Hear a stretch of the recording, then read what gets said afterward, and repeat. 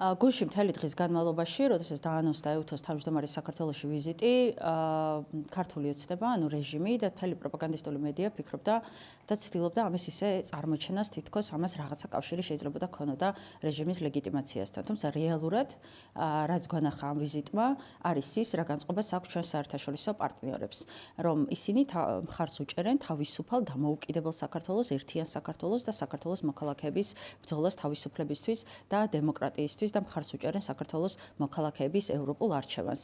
ამიტომაც ეს ქმედება, რომ კობახიზემ ეს ვიზიტი გააუქმა, ნათლად მიუთითებს იმას, საით მიდის რეჟიმი, ნათლად მიუთითებს იმას, რა გზა აქვს არჩეული საქართველოსთვის, რუსულ საოკუპაციო რეჟიმის ქართულ ოცნებას, ნათლად მიუთითებს იმაზე, რომ საქართველოს ფაქტობრივად აკარგინებენ ყველა საერთაშორისო პარტნიორს და ყველა მეგობარს და ნათლად მიუთითებს იმას, რომ რუსული საოკუპაციო რეჟიმის მიზანი არის ამ ქვეყნის იზოლაცია. 19 წლის განმავლობაში ქართულმა ოცნებამ თავისი საგარეო კურსით ყველაფერი გააკეთა იმისთვის, რომ ჩვენი საერთაშორისო პარტნიორები ხან Deep State-ის აგენტებად გამოეცხადებინა, ხან ის დაებრალებინა, რომ მეორე ფრონტის გახსნას ითხოვენ, ხან ის დაებრალებინა, რომ უცხოელი აგენტები არიან და ამ ქვეყანაში არეულობას გეგმავენ და მათი ეს პროპაგანდა და მათი ეს message box-ი არის ზუსტად ის, რაც ემთხვევა რუსი პროპაგანდისტების და რუსეთის ხელისუფლების მესიჯს. ამიტომაც გასაკვირი ამაში ნამდვილად არაფერი არ არის.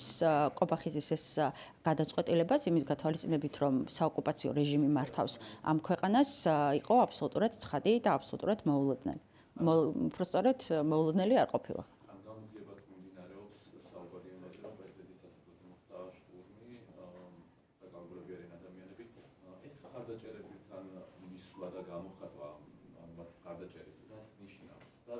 არანაირი უკაცრავად, როდესაც ჩვენ საუბრობთ რუსულ საოკუპაციო რეჟიმზე, რუსული საოკუპაციო რეჟიმი მართავს ქვეყანას.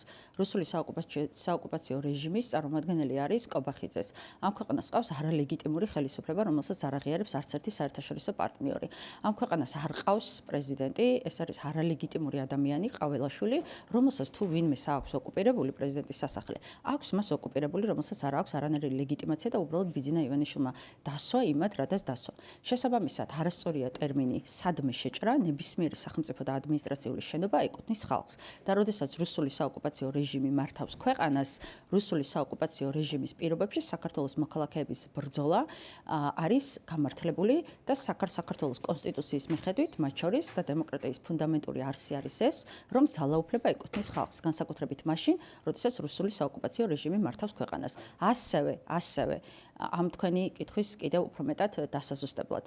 დემოკრატიისთვის ბრძოლას დიქტატურის წინააღმდეგ, თავისუფალი მოქალაქეების ბრძოლას და ამ შემთხვევაში საქართველოს თავისუფალი მოქალაქეები იბრძვიან დიქტატორული რეჟიმის წინააღმდეგ, რუსული საოკუპაციო რეჟიმის წინააღმდეგ. ყოველთვის ექნება საერთაშორისო პარტნიორების მხარდაჭერა. ამაში გასაკვირი არაფერი არ არის, იმიტომ რომ ამ ქვეყანას აღიარებულია, რომ ამ ქვეყანაში დამყარებული არის დიქტატურა და აღიარებულია, რომ ამ ქვეყანას მართავს რუსული საოკუპაციო რეჟიმი.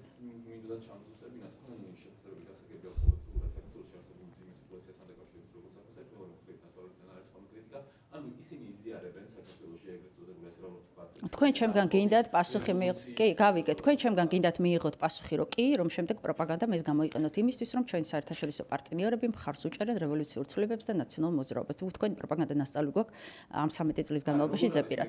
ჩემი პასუხი ამასთან დაკავშირებით არის ერთი და არის ცხადი და არის მკაფიო, რომ საქართველოს მოქალაქეების ბრძოლას თავისუფლებისთვის, ერთიანობისთვის, ევროპული მომავლისთვის ემას ცხადია, რომ ყოველთვის დამოუკიდებლობიდან დღემდე ჩვენი საერთაშორისო პარტნიორები ამას უჭერდნენ მხარს და დაუჭერენ ყოველთვის საქართველოს მოქალაქეების ბრძოლას. ნახეთ, კიდევ ერთხელ ვიმეორებ იმ კითხვის პასუხად. რუსული საოკუპაციო რეჟიმი მართავს ქვეყანას.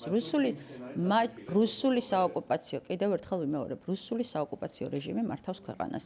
ჩვენ საერთაშორისო პარტნიორები ქვეყნის გარეთ და ქვეყნის შიგნით საქართველოს მოქალაქეების უმრავლესობამ 4 ოქტომბერს კიდევ ერთხელ ანახა, რომ ამ ქვეყანას მართავს დიქტატორი, ამ ქვეყანაში მყარდება დიქტატურა, არ არსებობს არანაირი დემოკრატია, ხელისუფლება მიტაცებული აქვს კრიმინალურ ბანდას, რომელიც თავს აცხადებს ხელისუფლებას, ამ ყველაფრის გათვალისწინებით კი მოქალაქეების ბრძოლას თავისუფლებისთვის, ეს არის დემოკრატიის მთავარი ფუნდამენტი, მთელი ევროპული ცივილიზაცია დგას სწორედ ამ მთავარ ფუნდამენტზე, რომ ადამიანს და მოქალაქეს აქვს უფლება საკუთარი და ქვეყნის თავისუფლებისთვის იბრძოლოს. აი ეს არის ჩემი პასუხი თქვენს კითხვაზე.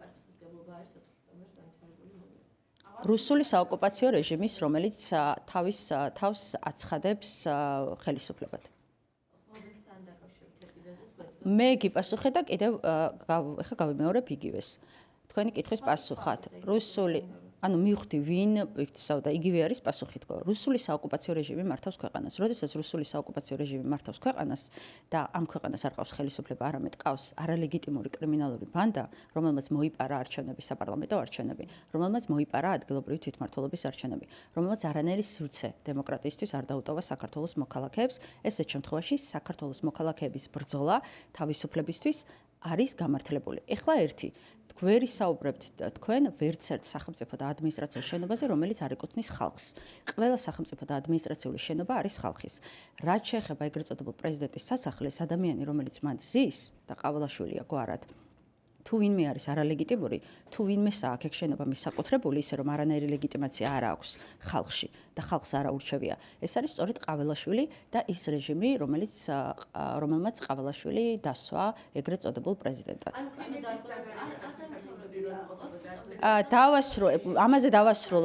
ამაზე დავასრულებ და გადმოვალ თქვენთან.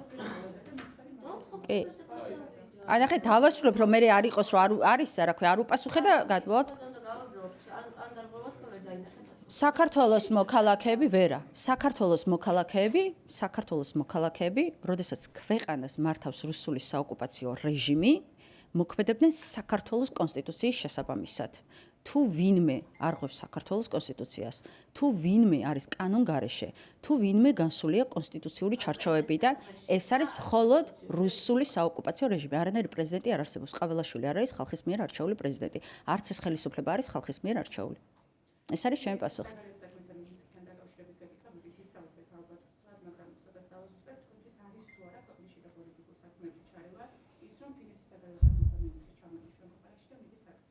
Ორი 2012 წელს ხარს რო უჭერდნენ ქართული ოცნების მოსვლას ხელისუფლებაში და ხელისუფლების გადაბარებას თვლიდნენ დემოკრატიულ ცვლილებად. მთელი ჩვენი საერთაშორისო პარტნიორები, ყველა. აი მაშინ თუ იყო აღიქვამდა ამას ქართული ოცნება ხელისუფლებაში ქვეყნის შიდა საქმეებში ჩარევად. არა. 2020 წლამდე და რუსულ კანონამდე ჩვენი საერთაშორისო პარტნიორები, ყველა მათ შორის ახლა მის დაასახელეთ. ხარს რო უჭერდნენ ქართულ ოცნებას, სანამ ქართულმა ოცნებამ არ გამოაჩინა თავისი ნამდვილი სახე და არანახა, რომ არის რუსული საოკუპაციო რეჟიმი. ხარს რომ უჭერდნენ ქართულ ოცნებას, მაშინ თუ ჩაუთვლია ქართულ ოცნებას, რომ ეს იყო შიდა საქმეებში ჩარევა. თუ ვინმე ერევა საქართველოს შიდა საქმეებში, თუ ვინმეს ოკუპირებული აქვს საქართველოს ტერიტორიების 20%, თუ ვინმე ებრძვის ამ ქვეყანას, ეს არის მხოლოდ რუსეთი, რომლის წარმომადგენლობაც არის აქ ქვეყანაში ქართული ოცნების სახით.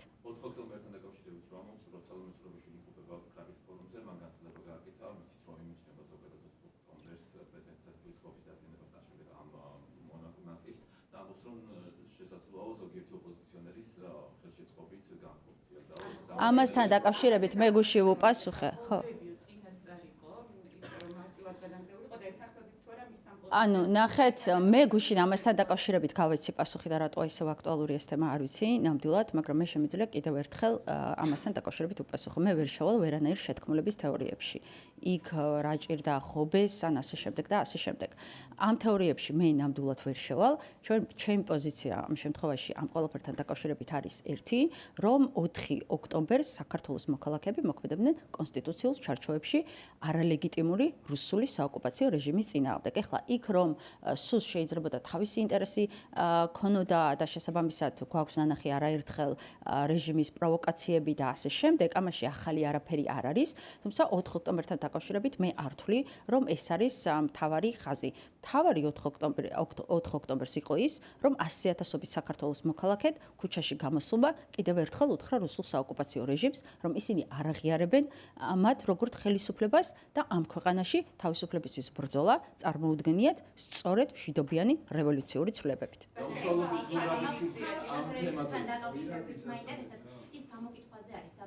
ვიმკითხე, არა, გიპასუხეთ უკვე ამაზე გუშინაც და დღესაც.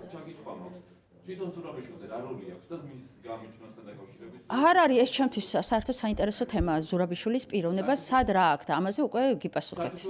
ხომ არა მე ამაზე კიდევ ერთხელ არ აქვს ჩემთვის ამას მნიშვნელობა და ზურაბიშვილის შეფასებას 4 ოქტომბერთან დაკავშირებით ამაზე პასუხი გაგეცით. უფრო არ აქვს ჩემთვის ამას თქო ჩემთვის არსებითი მნიშვნელობა მის პოზიციას არ აქვს საერთოდ. გისმენთ. რეგულარულად დაკავშირებით მაინტერესებს გამოკითხვაზე არის დაბარებული იმ საკითხთან დაკავშირებით რომ ბაჩვახალაიას სახლში გეგმებოდაო ეს 4 ოქტომბრის გეგმაო იქ თქვენ რა ინფორმაციას ფლობთ და რა შეგიძლიათ გითხრათ ზოგადად ამაზეც არაერთი გამარტება გავაკეთე და კიდევ ერთხელ გავიმეორებ ამასთან დაკავშირებით რომ ეს არის ინფორმაცია რომელსაც ჩვენ კატეგორიულად უარყოფთ ეს ერთი ძალიან სამწუხაროა რომ თამარ ჩერგოლეიშვილის message box-ი ემთხვევა სუსის message box რომელიც ბოლო რამდენიმე თვეა სუსის სწორედ აი ამ ნარატივის განვითარებას ცდილობს 4 ოქტომბერთან დაკავშირებით რომ რამენერად 4 ოქტომბერს დააკავშიროს ბაჩვახალაია და რაღაც დამატებითი შეთქმულების თეორია და ბუა შექმნას ამასთან დაკავშირებით რატომ აკეთებს ამას თამარ ჩერგოლეიშვილი ამას მივანდობ საზოგადოებამ გამოიტანოს აქედან დასკვნები. მე კიდევ ერთხელ რაც შემიძლია გითხრათ ნაციონალური მოძრაობის სახელით რომ კატეგორიულად ვუარყოფ საერთოდ ნებისმიერ მონაწილეობას ან ამ საკითხთან დაკავშირებით ნებისმიერ განხილვას ბაჩო ახალაიასთან. და მაგასთან დაკავშირებით არა, თქვენ მითხარით, იმიტომ რომ თქვენს კითხვას ვერ უპასუხე და დაგიბრუნდები. ხო.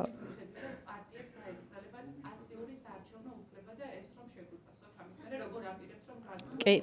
ამაში ამ პარტიების აკრძალვაში არაფერი მოულოდნელი არ არის რუსული საოკუპაციო რეჟიმი რო კრძალავს და მისი მთავარი სამიზნერო ნაციონალური მოძრაობა ეს ჩვენ მხოლოდ გვეამაყება 13 წლის განმავლობაში რუსულმა საოკუპაციო რეჟიმმა ყველაფერი გააკეთა იმისთვის რომ ნაციონალური მოძრაობა გაეუქმებინა გაენადგურებინა ნაციონალური მოძრაობა არ არის იუსტიციის სამინისტროს ქაღალდიან ბეჭედი ეს არის ფასეულობები და ღირებულებები ამ ქვეყნის თავისუფლებისთვის ბრძოლა ამ ქვეყნის ევროპული მომავლისთვის ბრძოლა რომელიც პირდაპირ პროპორციულია ამ ქვეყნის ეროვნულ უსაფრთხოებასთან ამიტომაც ცხადია რომ ჩვენ ბრძოლას გავაგრძელებთ.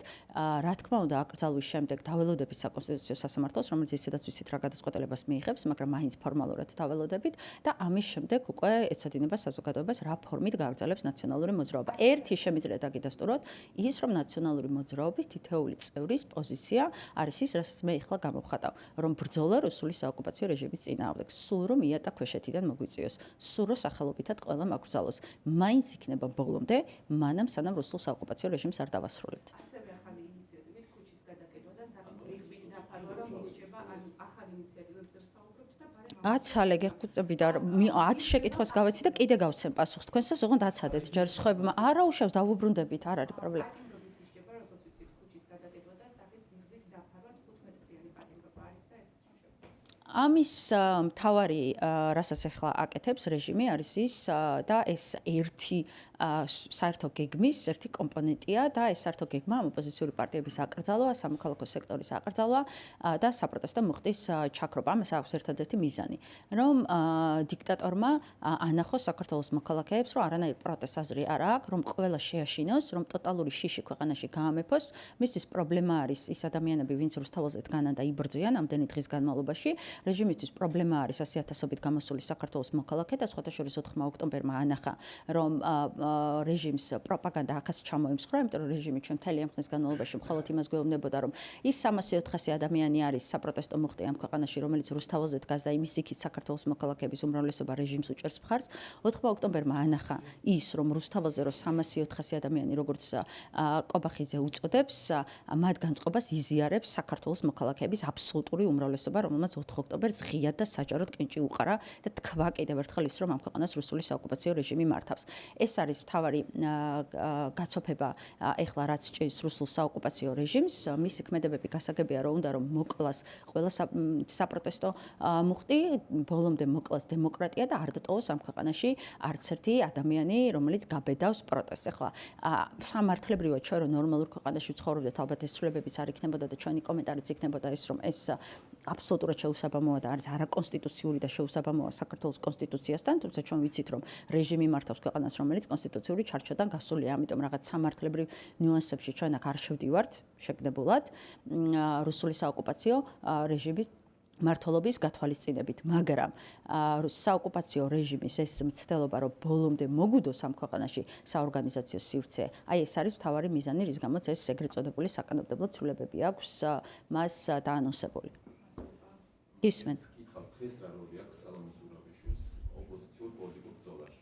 მე რატომ ეკითხებით ამას არ ვიცი, მე წარმოვადგენ ერთიან ნაციონალ არის, რა ვიცი, რიგითი მებრძოლი ამ პროცესში, მე რატომ ეკითხებით ამ შეფასებას სალომე ზურაბიშვილთან დაკავშირებით არ ვიცი. ნამდვილად, რა ვიცი, ყველა ადამიანი, ჩვენ ეს ხაზი არის მოშლილი უკვე, რომ იქ ვიღაცა სადღაც, რა ვიცი, პოლიტიკური პარტიების ხაზიც კი მოშლილი არის და ეროვნულ გამათავისუფლებელი მოძრაობა. ყველა ვართ როგორც რიგითი საქართველოს მოქალაქეები.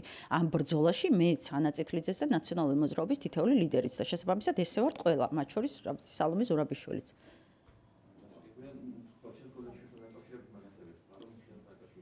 ვუპასუხე ამასთან დაკავშირებით. კიდევ იგივე შეგიძლიათ გადაახვიოთ. ძალიან წუხვარ და საზოგადოებამ განსაჯოს, რა мотиваცია აქვს შერგოლეიშვილს, როდესაც მისი მესიჯი სიტყვასიტყვით ემთხვევა სუსის მესიჯს, რომელსაც სუსი ცდილობს ბოლო თვეების განმავლობაში განავითაროს.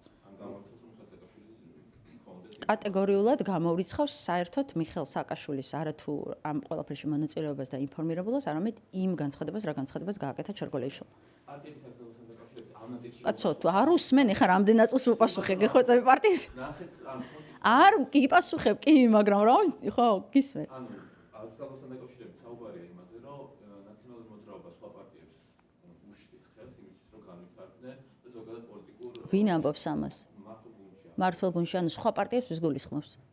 ზოგადად, რომ ახალი პარტიები ვინ ზოგადად? არ ვიცი ხა ქართული ოცნების, ხო, ქართულ ოცნებას გაჯანსაღდეს პოლიტიკური ველი წარმოუდგენია ისე, რომ ყავდეს სისტემური ოპოზიცია ან სატელიტი პარტიები. დაახლოებით ისეთი ხალხის ძალა რო ყავს მაჭარაშვილი და ასე შემდეგ. ესე წარმოუდგენია. ეს არის როგორც დიქტატორა, საერთოდ უყურებს გაჯანსაღებულ პოლიტიკურ პროცესს იქ იმ ქვეყნებში, სადაც არის დიქტატურა. ხო, ეს ყველაფერი ეყარება საპარლამენტო კომისიის დასკვნას. ხო, კი, ვიცით. ღალატის კომისიამ იმან, რომ გაცხადებულად ადამიანებმა კოლექტიურმა სერგო ორჯონიკიძეებმა საგამოძიებო კომისიით კიდევ ერთხელ გაუგურეს რუსეთის ყოჭი და შეასრულეს რუსეთის დავალება, მათ შორის 2008 წლის ომთან დაკავშირებით. ეხლა ვუპასუხე მაგას და მართლა. ხო. რა, ხო, რა.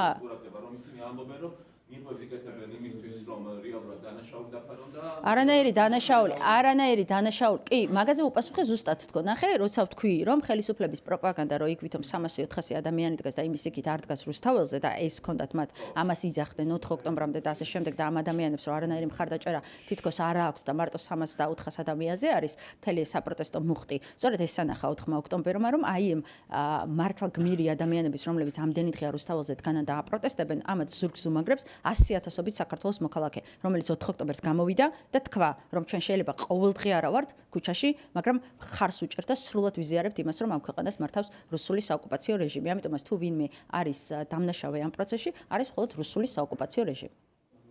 მოვრჩით?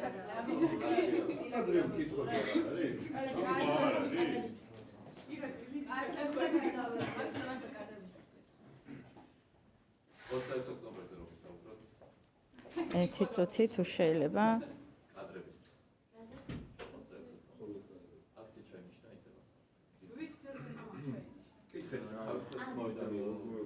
შევერთებით ამ აქციას ნაციონალურ. კი, რა თქმა უნდა. კი, ეხლავე ერთი წუთი.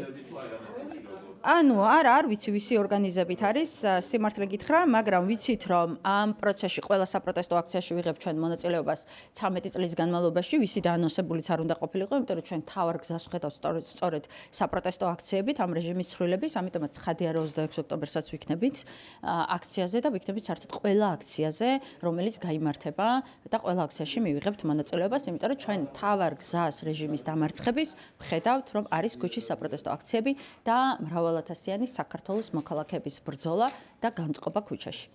აი რომ უნდა თქვაში ძლიერ საქართველოს და ხაია საქართველოს გუნდს აი მისაუბრეთ აი ამ აქციაზე იქნება ახლა.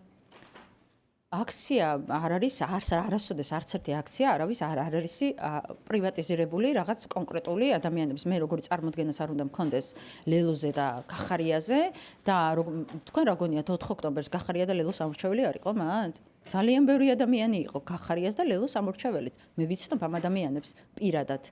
რომელსაც მიუხედავად იმისა, რომ მათ პოლიტიკურ გუნდს იქ გაცხადებული პოზიცია ჰქონდა რა გაცხადებული, საერთოდ არ ეთანხმებოდნენ თავიანთ პოლიტიკურ გუნდს და იქ იდგნენ იმაზე. და სხვათა შორის მისაუბრია იმაზეც, რომ ლაშა ბერიძე, რომელიც დაკავებული არის, მე სულ ერთხელ ვნახე ლაშა და როდესაც გავიცანი, მან მითხრა, რომ ბოლო არჩევნებზე მე გახარიას მივეცი ხმაო. და საერთოდ გახარიას უფრო მეტად გულშემატკივრობდიო. არ არის ეს პროცესი ამ ბრძოლაში, რა პროცესში ჩვენ ვართ, ეს რაღაცა პარტიული პროცესი. აქ ამომრჩეველმა და 4 ოქტომბერმა ზუსტად ეს ანახა. ყველასთვის ანახა სწორი ანალიზის შედეგად, ყველა შეუძლია იქ დაინახოს. ანახა ის, რომ საქართველოს მოქალაქეები მიუხედავად განსხვავებული პოლიტიკური პოზიციებისა და პოლიტიკური გემოვნებისა, არ აქვს მნიშვნელობა იქ ლელოს უჭერენ მხარს, გახარიას, ნაციონალურ მოძრაობას, ახლებს თუ ნებისმიერ სხვას, ცვლილებებს ხედავენ არა ეგრეთ წოდებული არჩევნებით, რაშიც მონაწილეობა მიიღეს, არამედ ხედავენ ქუჩის საპროტესტო აქციებით და რევოლუციური შედეგებით. და 4 ოქტომბერთან დაკავშირებით, როცა ისმის კითხვა, რაღაც შეთქმულების თეორიებზე კი არ უნდა ვისაუბროთ იმაზე, რა იყო ის, რისთვისაც ჩვენ ძალა არ გვეყო. თორე 4 ოქტომბერი თავისი არსით და იმით, რომ საქართველოს ამდენმა საქართველოს მოქალაქემ კიდევ ერთხელ ყველას ანახა ის, რომ არანაირი ლეგიტიმაცია რუსულ საოკუპაციო რეჟიმს არ აქვს, არის ძალიან მნიშვნელოვანი. ყველას ერთად, ანუ რაც იყო, იმას, რომ ჩვენ ყველას ერთად, არა, ნახეთ, გულისხმობ იმას, რომ ყველას ერთად რა არ გვეყო, რა შესაძლებლობა არ გვეყო, ხო, იმისი, რა ვიცი, თუ გინდა ძალა დაარქვით თუ რაც გინდათ, იმისი, რომ დღეს ისევ საოკუპაციო რეჟიმი არ ყოფილიყო იმაში, თორე პათოსი იმისი, იმიტომ რომ ხო აკრიტიკებენ 4 ოქტომბერს ბევრი და ხო იზახის, რომ იქ არასწორი იყო დაძახებულ რევოლუციაზე გამოსვლა და ასე შემდეგ. ანუ პათოსი ამ მიმართულებით არის არასწორი და არის სუბიექტური, როდესაც ესე აფასებენ. იმიტომ რომ პათოსი რევოლუციური ცვლილებების, პათოსი იმის, რომ ძალაუფლება ეკუთვნის ხალხს, ეს არის საქართველოს მოქალაქეების უფლება, თან კონსტიტუციით განსაზღვრული უფლება. რატო არ გამოვიდა და რატო ვერ შევძელით ეს ყველამ ერთად? აი ეს უნდა იყოს თვითრეფლექსიისთვის მთავარი განხილვის საგანი. ხალხის ბრძოლით და ხალხის ბრძოლის ჩართულობით ეს ცვლილებები.